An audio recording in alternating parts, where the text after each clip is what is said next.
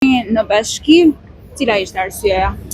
Atëherë u lajmëruam pak nga banorët që janë të prekur nga projekti i tij, që sot do të ishte i pranishëm në takim me ta zoti Rama.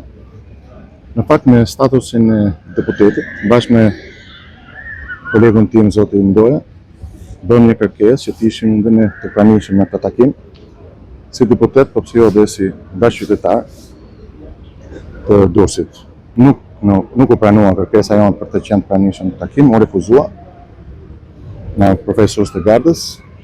Në fakt, është e palishme, deputeti nuk mund të pengohet në aktivitetin e tij dhe duhet të jetë i pranishëm në të gjitha takimet, aq më tepër kur bëhet fjalë në Durrës. Bëhet fjalë që jemi pikërisht në atë zonë ku ne jemi profesorës të qytetarëve të Durrësit. Në fakt, kjo është në vazhdën e shkeljeve të ligjeve të zotit Rama, por dhe të një lloj arrogance, mungesës së ballafaqimit, mungesës së diskutimeve për një projekt kaq të rëndësishëm. Unë kam thënë dhe më herët, në fakt që ky është një projekt i cili është i palishëm së pari, dhe së dyti prek pikërisht atë që çfarë është më e shtrenjta dhe që është garantuar në kushtetutë, pronat e këtyre qytetarëve. Këto banorë që janë për 200 familje që preken nga ky projekt që do të shemën në shtëpit, janë në të drejtën e tyre.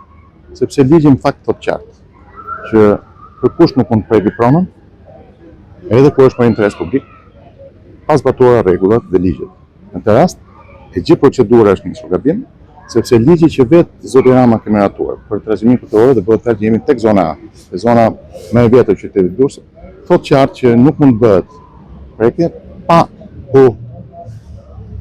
konsultuar, pa u pranuar nga palët. Dhe megjithatë bëhet dhe proces verbal në fund të takimit me çdo profesor. Ky ligj është i qartë. Numër 169 i 2020-s i bërë po nga kjo mazhorancë. Por kemi edhe diçka tjetër. I gjithë projekti në fakt çuditërisht bazohet dhe marrëveshje memorandumi i Ministrisë i Bashkisë dhe i ADF-s. Bazohet në një marrëveshje të 92-shit, e cila në fakt nuk ka lidhje fare me këtë projekt. Marrëveshja 92-shit është një marrëveshje tregtare, e firmosur në atë kohë nga Ministri i Ekonomisë zoti Artan Hoxha dhe ambasadori të asaj kohe Ryerson. Pra nuk ka fare lidhje. Gjatë këtyre viteve, Shqipëria ka bërë përparime dhe ka firmosur disa konvente dhe ka miratuar disa ligje për trashëgiminë kulturore, për të drejtën e pronës dhe më radhë. Dhe një nga ato është Konventa e Parisit, e cila thotë qartë që çdo vend në asnjë rast nuk mundet të pranojë që pasuritë kombëtare, të këtë flasim për pasuritë kombëtare, të menaxhohen nga profesorë privat. Dhe në vazhdim të asaj, ti di çfarë është në final? Projekti i tij është një projekt i cili financohet nga Ministria e Kulturës, e cila me anë të qeverisë dhe të bashkisë do të kompensojë pronarët, pra merren para nga buxheti i shtetit, nga taksa paguesi qytetar për kompensimin pronarëve.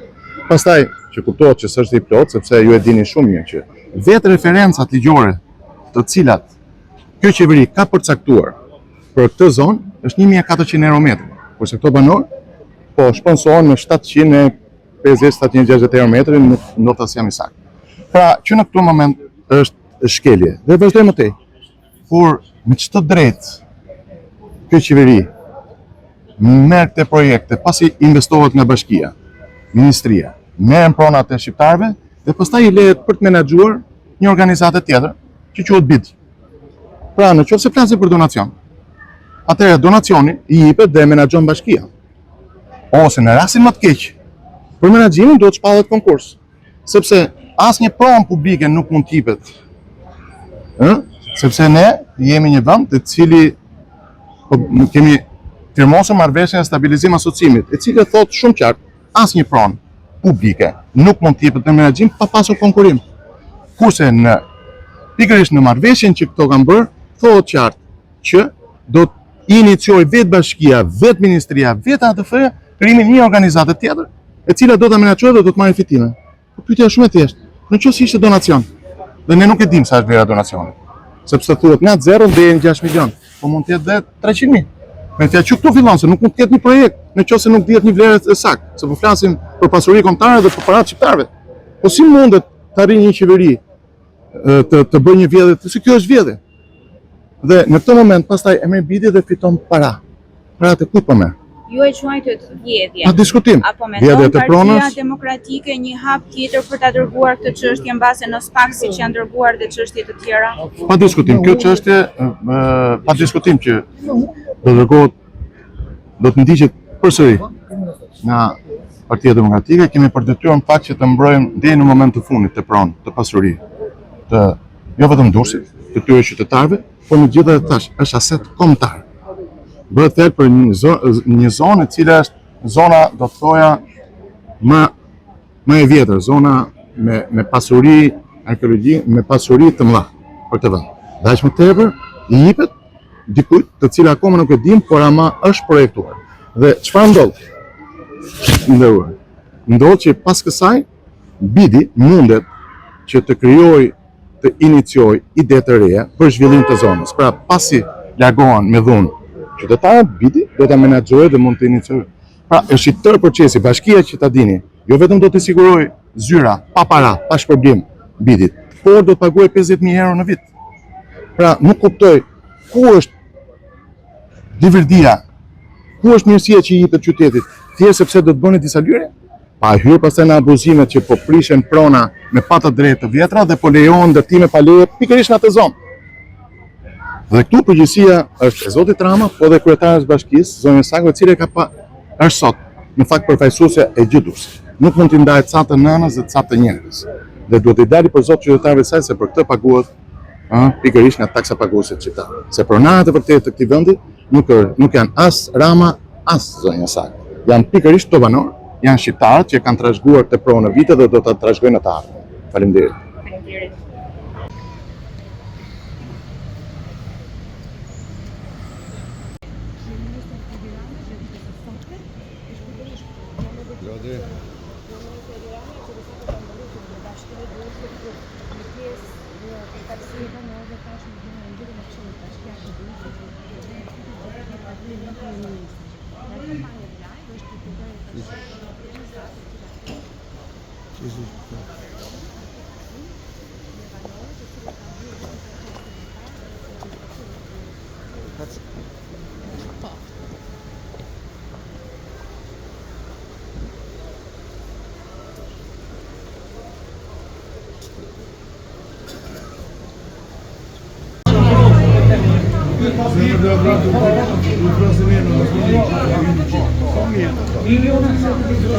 Kurse ka emrin të kështu të bravo.